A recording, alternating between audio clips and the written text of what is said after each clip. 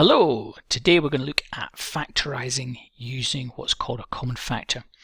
And before we do that, we're going to look at expanding. So back to expanding brackets, because it's going to be the opposite of factorising, as we'll see later.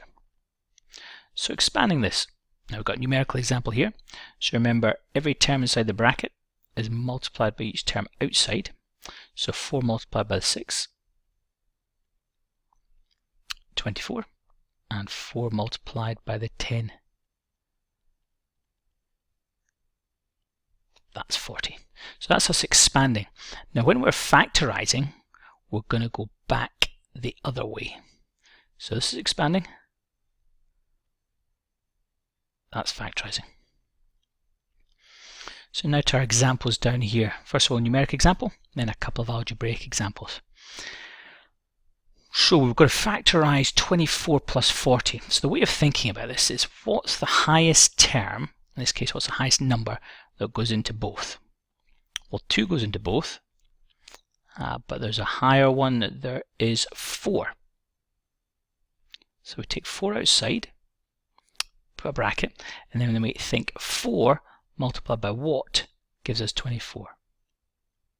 6.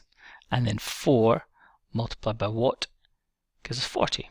That's 4 multiplied by 10. So you can see above, that's the opposite of this example, or going in the opposite direction. Right, into our algebraic examples. So just like before, we're going to think which term, which term is a common factor to both. So which term goes exactly into both? Well, if we look at the numbers, 5 goes into 5, and 5 goes into 10. So 5 would be a common factor. There's an x here, there's not an x there, so there's no common factor of x. It's just 5 that's the common factor. Now open bracket. 5 multiplied by what gives us 5x. X. 5 multiplied by what gives us 10. Plus 2.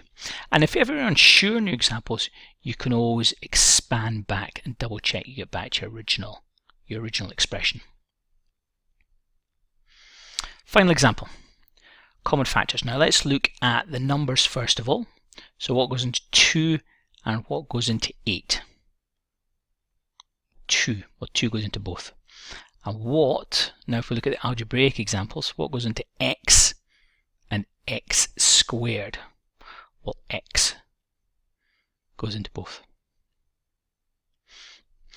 So set up our bracket. 2x multiplied by what gives us 2x? Well, that's 1 lot of 2x, so it must be 1. Now we can think 2 multiplied by what gives us 8? Well, that's 4. And then x multiplied by what gives us x squared? X. So 2x multiplied by 4x gives us 8x squared. And again, if you're unsure, expand back. Expanding is always easier than factorising. Goodbye, and thanks for watching.